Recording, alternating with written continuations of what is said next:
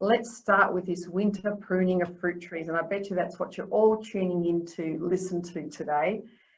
Hopefully I won't disappoint you with the information you're about to get, but look, why prune anyway? It's sort of part of the psyche of gardeners. Oh, we've got to prune, we've got to prune.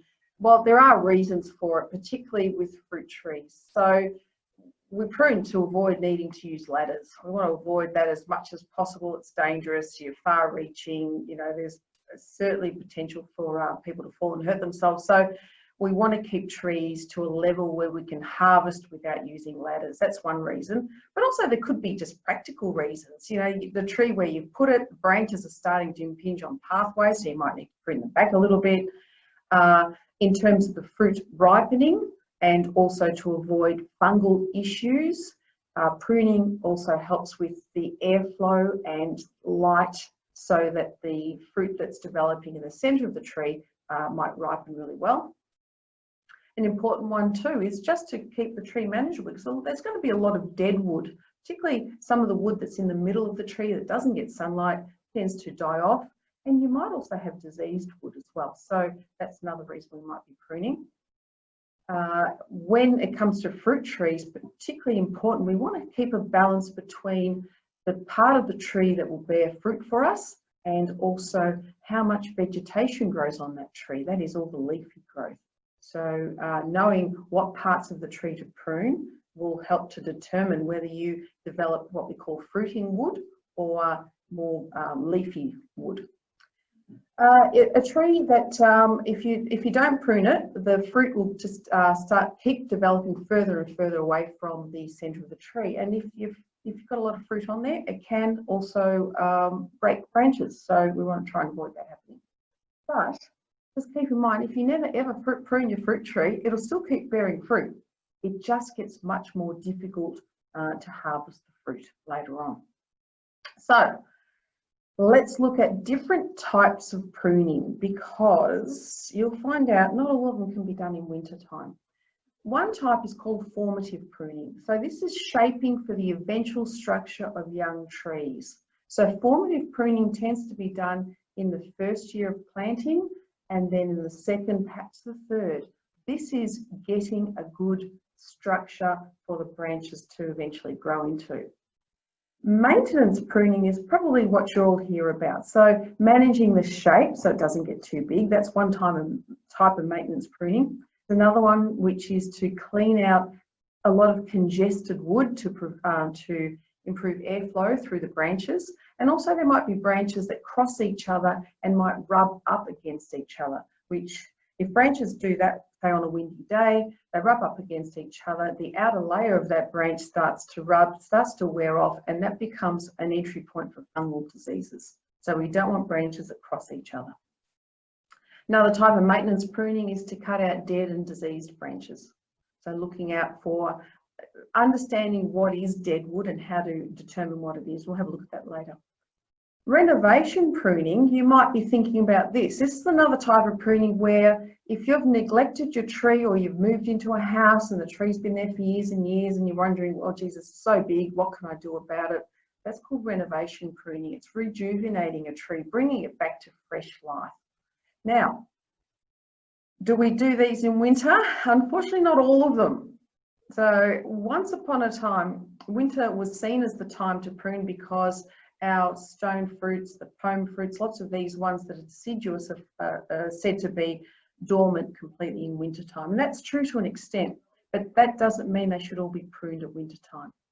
The reasons I'll explain in a sec. What we can do in winter is the formative pruning. So if you've got a tree that's been in for 1, 2 or 3 years, that's to get its eventual shape right. And the other type is the maintenance pruning where we're just cutting out dead wood or any diseased branches. That's what we do in winter time. The rest, in fact, is done at different times of the year, because heavy winter pruning encourages more leaves. So if you are wanting to prune your tree to keep it down to shape or to rejuvenate a neglected tree, for example, and you do a heavy winter prune, what happens at that point? The points at which you prune, all the plant hormones will be rushing to those points as soon as the soil starts to warm up, say in springtime, and you will produce a lot more leaves, which is counterproductive. You're trying to prune your tree down to keep it to shape, but what's happening is that you're creating more leaves that will, more branches with leaves that will grow at that point. This is contrary to what we've been brought up with. It's, you know, it's always winter pruning. Well, now we're sort of understanding a little bit more about trees, and so a lot of this pruning happens later on in the year, and I'll cover that later. But let's look at the pruning you can be doing now. Formative pruning. So if you go and buy a new tree, it might look like that, and this is at a nursery. And there's the nurseryman. This tree's been brought to the cash register, and this nurseryman is going to prune it for you before it goes home. So the aim here is to develop branches that will form the scaffold of future branching in your tree to keep it down to size. So by the time you get it out of the nursery, that's what it might look like. Much, much shorter growth. And you think, oh my goodness, I'm getting rid of all these branches. Well, keep in mind, branches that point straight up towards the sky anyway don't bear fruit. Keep that in mind. We want branches that develop laterally or sideways, ideally at an angle, you know, of 45 degrees or even a little bit lower in order to bear fruit. That's just the way the plant hormones work. So at planting time, you would try and get, say, 4 main branches if you're aiming for what's called an open vase shape, and you'll work on those. After you've planted the tree, you'll get a lot of new spring growth, and towards the end of spring, you'll cut some of that back. Now, these diagrams come from a website of an old colleague of mine called deepgreenpermaculture.com. Have a look at that. He's got some fantastic descriptions on pruning, why and wherefore and why not. So let me just change something here. So for your formative pruning, it's the first year, second year. And I'm going to show you a tree that I've got in my garden. Now, it's really hard to take photos of trees in your garden because of just all the background vegetation and so on, but I've tried to take this with a whiteboard behind it. So this is a tree that I put in 2 winters ago. It's still in its form. I'm still trying to get a good form out of this tree, and it has 6 branches at the moment. I have pruned it to show you what I'm going to do. So this is still formative pruning. It's dropped all its leaves. Now, let's have a look at this picture here now, and I'm just going to go through each of these leaves, branches, and explain why I'm doing it. So the first branch at the bottom there, it is pretty low to the ground. I wouldn't want to branch that low to the ground. You probably want to start your branching about 60 centimetres from the soil surface. That just makes it easier. For example, to get the lawnmower underneath it, for example, that could be another reason. So I'm keeping that there for now because that will grow leaves, and those leaves will help photosynthesis and help the tree provide energy and so on. It will eventually go, but just not yet. Branch number 2 is a little one. I'm going to leave that to grow. I want to see, will this develop into a decent branch that I'm going to keep? So I'll just leave it for the time being. I can always prune it out in years to come. This third one, if you look at it originally compared to, let me just get my pointer up here. If you look at this third one here, this actually goes right up to the top. It was like higher than all the other branches. I've pruned it down so that the tree is now more balanced. It's also going out in a direction I want it to go. So this is going to definitely form one of my, what we call scaffolding branches. It's cut to sort of balance the eventual shape of the tree. Branch number 4 is still a small one. It might well be one of my scaffold branches. I'm not sure yet. I'm just going to leave it as it is. It will grow longer over the next spring and summer.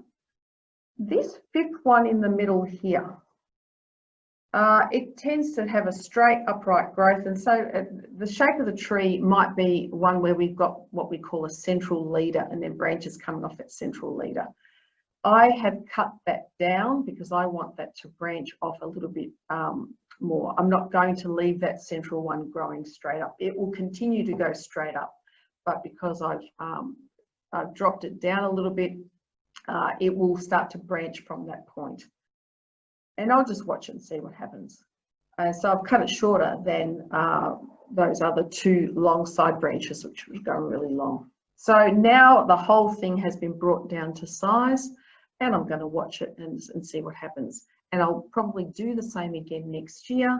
And then after that, it will become the final shape that I want my tree to be.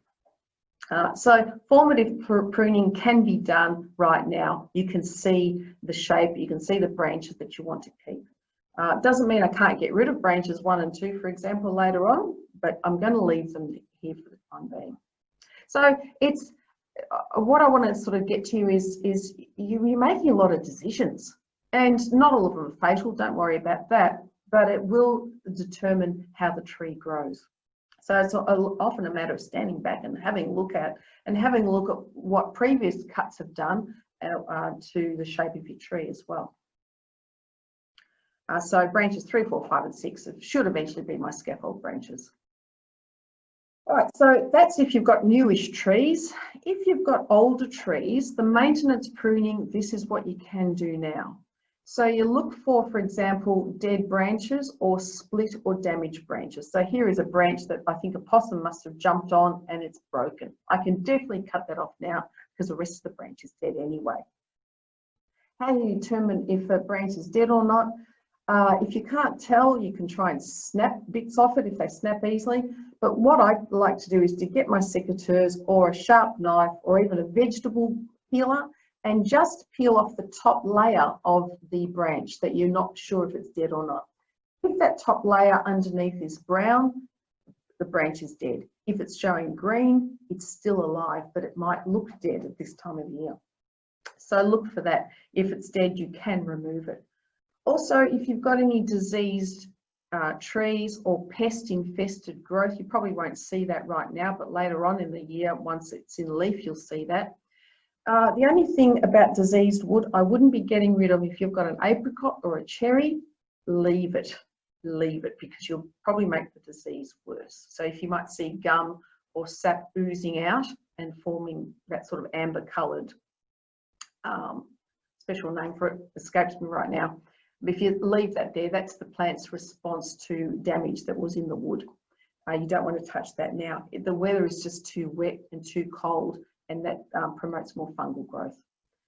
You might have what we call mummified fruit. That is old fruit that you haven't picked. Take it off. Take it off now because that becomes a centre point for fungal spores to sort of live over winter and then reinfect your tree. So make sure you're quite diligent getting rid of mummified fruit on your tree and also any that might be lying on the ground under the tree too. Another one, particularly for things like apples and pears, which fruit on what we call spurs, little side shoots. They will fruit for 2 to 3 years, but then after that we say they're spent, they're used up. Just snap them off. They snap off quite easily if they're spent. Again, if you're not sure, just scrape it back a little bit, see if it's still alive or not. So this is what we do in winter time. In fact, you can do it any time of the year, but winter sometimes it's a good chance to get out there, and if you're dying to do some pruning, this is what we do. The renovation pruning, maintenance pruning, that happens at different times of the year. So maintenance pruning to keep your tree size down, this happens really after fruiting and before the leaves have dropped. The reason for this is that the tree is still active, which means the plant hormones are whizzing around all the tree. They're not just centered or pointed right at the tip of the branches. So that any pruning you do now to try and keep the tree down to a manageable size, in summer, autumn, keep it to a manageable size, it's not going to promote further growth at that point. So this is what we tend to do now. If you're trying to keep a tree down to size, you do your maintenance pruning after it's finished fruiting, late summer, early autumn. And what you do is you look at the new growth, and it is really quite obvious that the wood is a lot more tender, a lot more pliable. You can bring that back to 1/3 or even 2/3. So you've still got some new wood on there, but it's not sort of extending well beyond the tree itself. And that's my daughter sitting amongst the plum tree, which bears well for us year after year anyway.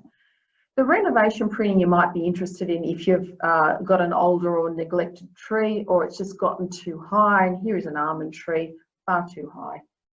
Never be able to harvest the almonds at the top without netting it. The birds will get it. So, you know, it's almost a waste having it there. This, I would also recommend doing it at sort of the end of the summer period as well. You don't bring the whole thing down all at once. It's just too much a shock for the tree.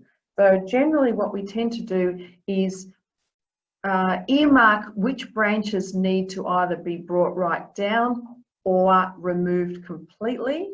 And sometimes when I say that, I'll often get a ribbon and put them around the branches to remind myself. It's easy to see them when they're in, when it's dormant, but you won't see it as well when they're in leaf. Just earmark which branches you want to bring down or cut off completely, put a ribbon around them, and then do that again for late summer and autumn again. And you only do 1/3 of it at a time. Bringing it down far too much, all of a sudden it's too much of a shock for the tree. So renovation pruning is really a 3-year process. You just have to work out which parts you're going to bring down at a time. And that way you can bring your tree back to a smaller size, so it's easy to net, easy to spray, and easy to sort of get the maintenance pruning happening. But ideally, if you're putting new trees in, start your formative pruning from the start and don't neglect it. Now, next week on Wednesday night, I'm going to be talking about growing new fruit trees, and I'll certainly be covering that all over again as part of that talk. So the time of year we do renovation pruning, when it's in leaf. I mean, you could even do it in spring if you wanted to, but you would be forsaking some of the fruit on there if you did it in spring. Okay, so basically in terms of fruit trees, there's not too much you can do now. A little bit of the maintenance pruning for dead diseased wood and so on, but otherwise you will be waiting till the end of summer, start of autumn, while there's still leaves on the tree.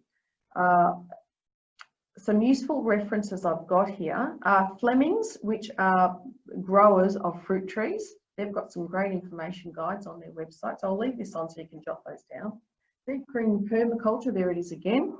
But also on my website, My Green Garden, if you look under fruit tree care, I've put together an 8-page document on looking after your fruit trees. So what parts of them to prune if you're worried about, you know, pruning back your peaches or your nectarines or your plums and so on, what parts bear fruit, and so what parts you try to avoid pruning and so on, as well as the other maintenance tasks that we need to do on our trees, including spraying. Then next week during this session, I'll be looking at spraying against peach leaf curl for peaches and nectarines, but otherwise this document, which is downloadable, it's 8 pages worth, there's a lot of information there you can get from our website. So Barb, at this point, I'll start taking questions. Yep, we have got some questions. All right, so firstly, apple trees that are infested with woolly aphids beside the heavy pruning, heavily infested branches, what's the best way to control that in following years? They tend to hang around where there is congestion. So it's usually in the V between branches and the stems and so on. That's where the woolly aphids tends to congregate. Now, so you want to thin out your tree as much as possible. They won't hang around if the sunlight is on them at all. They tend to like sheltered spots. So prune out the worst of them, but there are sprays that you can use against them as well. Possibly eco oil, but you'd go to a good nursery and ask, and they'll let you know exactly what. If I've had small infestations on espalier trees before, and I just get some methylated spirits actually and just dab at them with the metho, and that does it well. But if it's heavily congested, that'd be a bit difficult.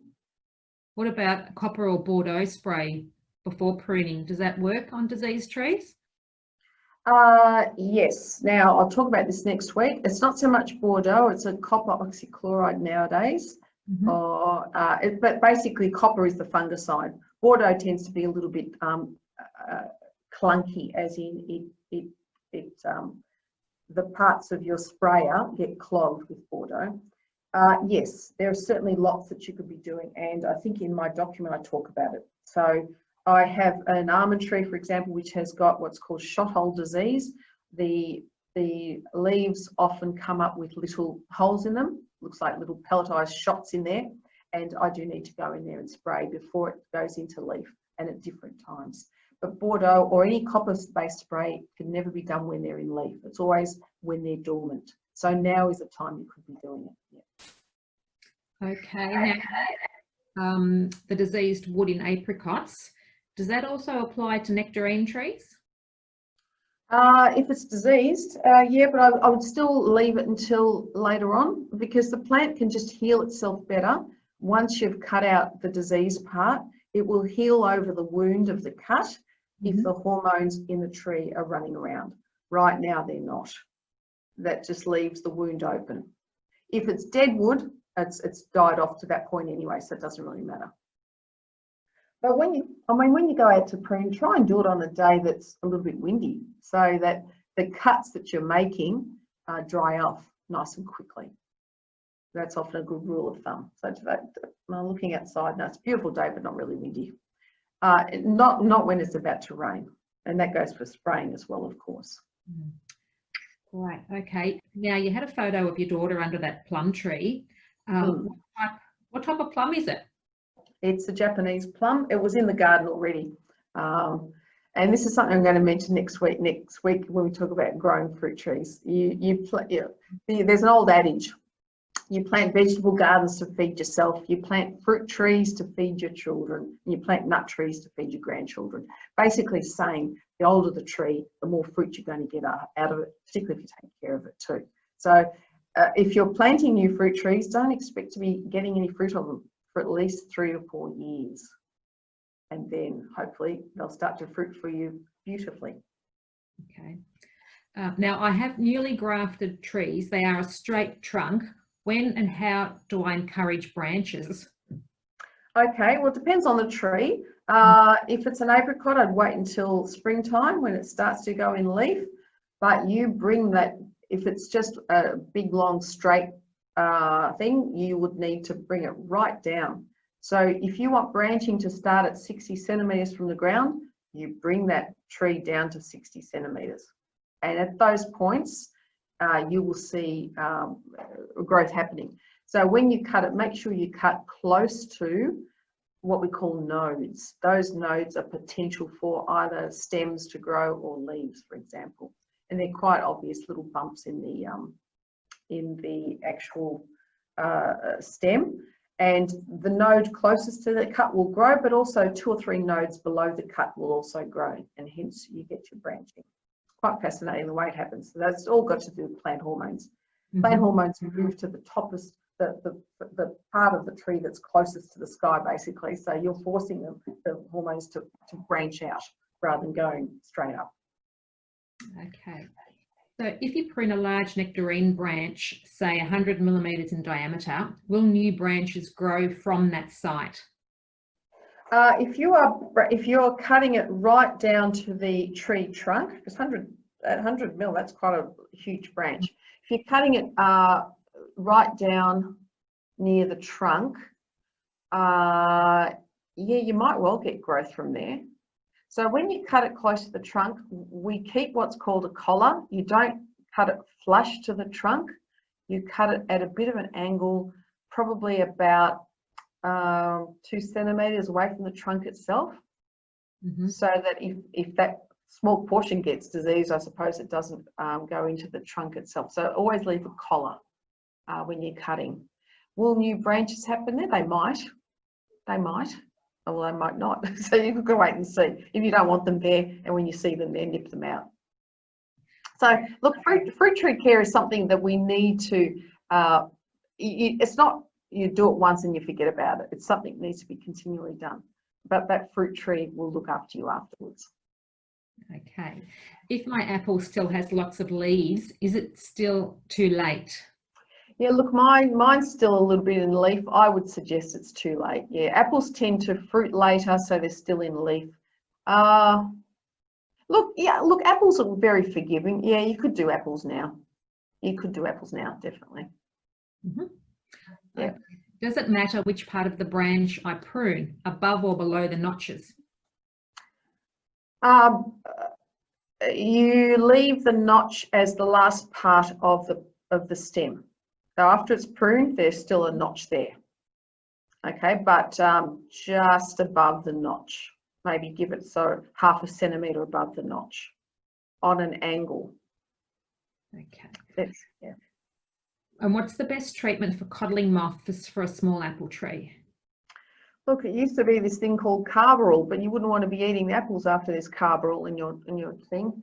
Codling moth is really something that you need to understand the life cycle of the moth itself. So if you've had codling moth, and if people don't know what it is, it's when you bite into an apple and you see these little trails inside where the larvae or the little caterpillars, let's say, have made their way through to the apple. It's not terribly pleasant, still edible, but you don't want to be eating those parts, obviously. All right, so understanding the life cycle. At the moment, there will be cocoons, let's call them cocoons, in the mulch or the soil just below the tree. So understanding that, they will hatch out. They'll either be male or female, and they hatch out as moths.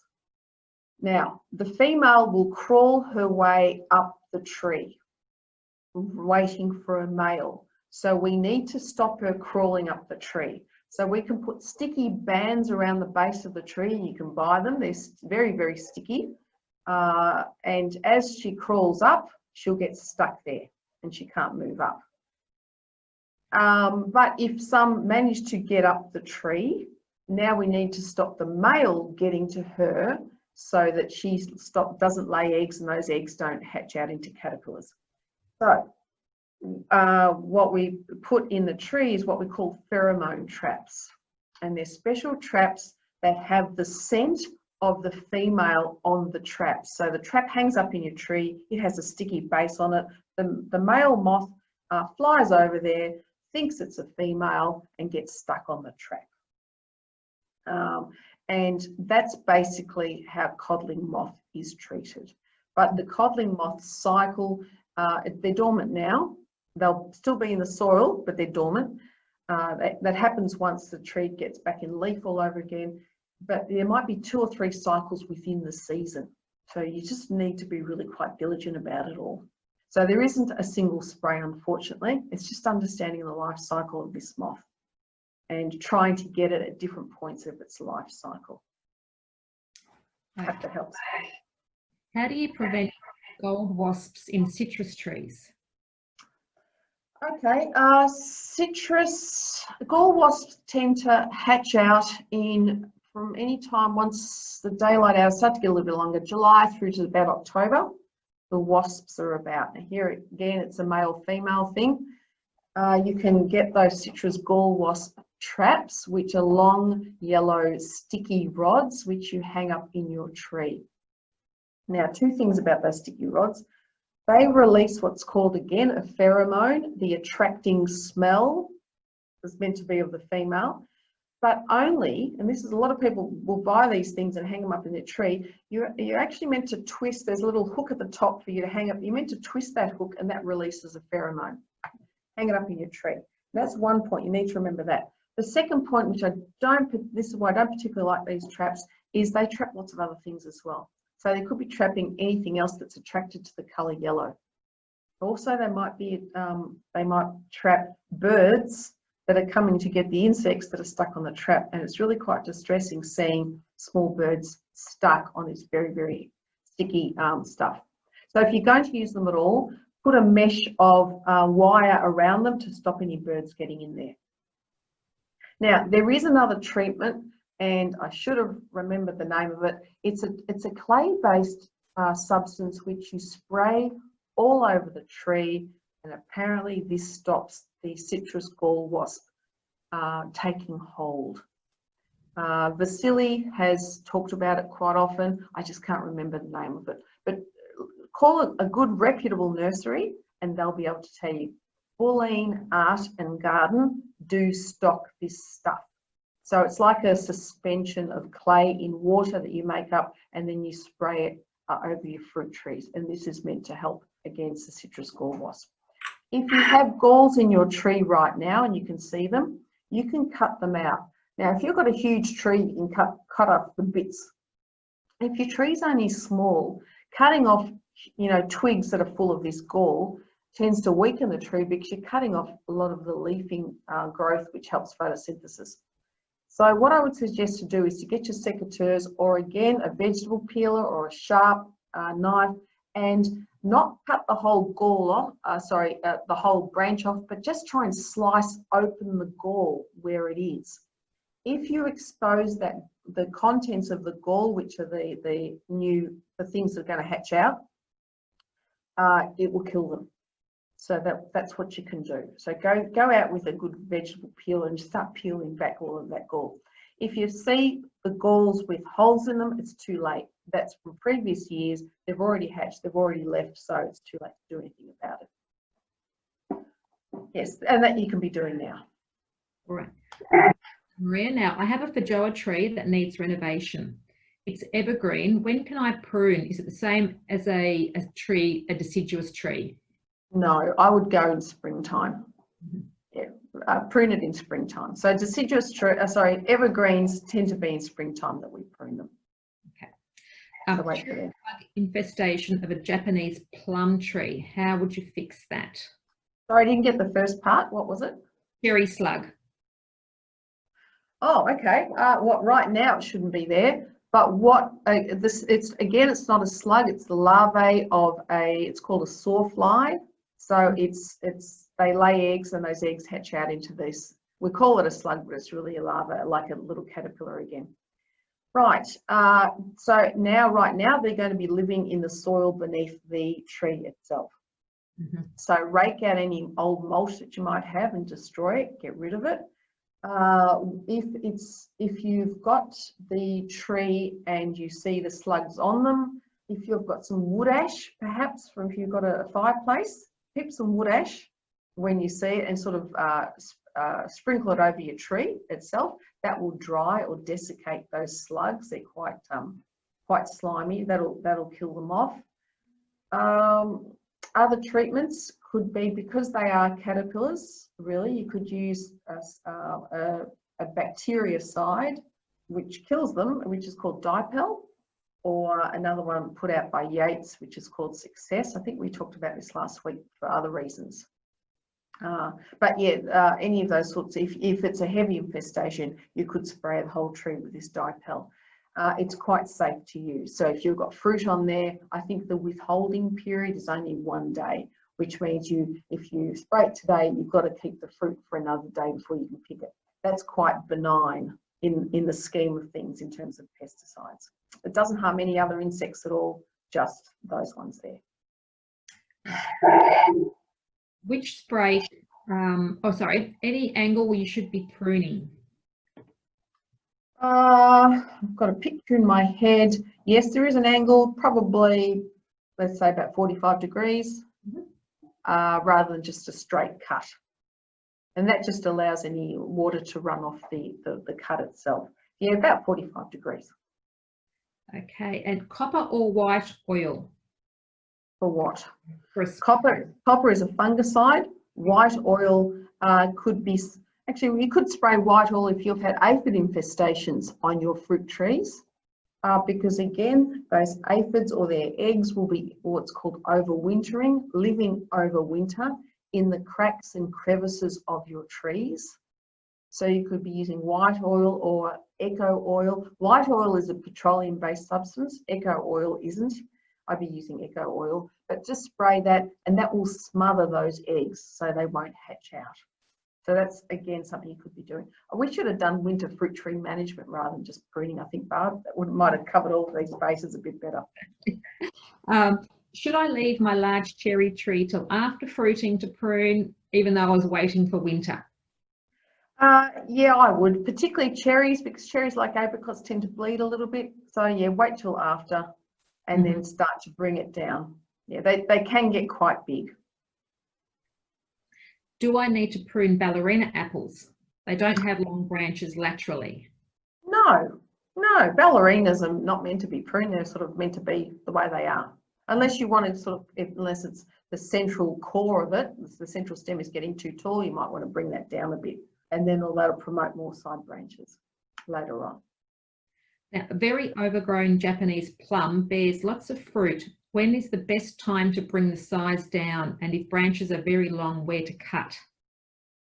Okay, bring it down when it's in leaf. Okay, so wait for that. You also might have what's called water shoots. Now, water shoots are just like random branches that come up off other branches, off lateral branches, sideways ones, and just point straight to the sky. Get rid of those water shoots. They're just going to go straight up top. So prune those down again when they're in leaf. And what was the last part of that question? If the branches are very long, where to cut them? Well, at the point at which you cut them, you're going to get more branching happening. So if you want to get rid of the branch completely, you bring it right down to where it joins the main stem or the main trunk. If you want to bring them down a little bit further, you find a node, and nodes are where the leaves are. And that's why it's good to do this in summer. You can actually see the leaves. Prune to where there is a leaf, and that will just encourage branching further down into the tree. Okay. But what I would really recommend is have a look at where cuts have been made in the past and have a look at how your trees responded. It really gives you a great understanding of what happens when you make a cut. But it's not fatal. Like I said before, cutting trees will not be fatal. You might miss some fruit one year, but you'll get it back the next year. All right, and just to confirm, formative pruning can be done now in winter on a tree that's been in for 2 years? Yes, because formative pruning encourages more branching.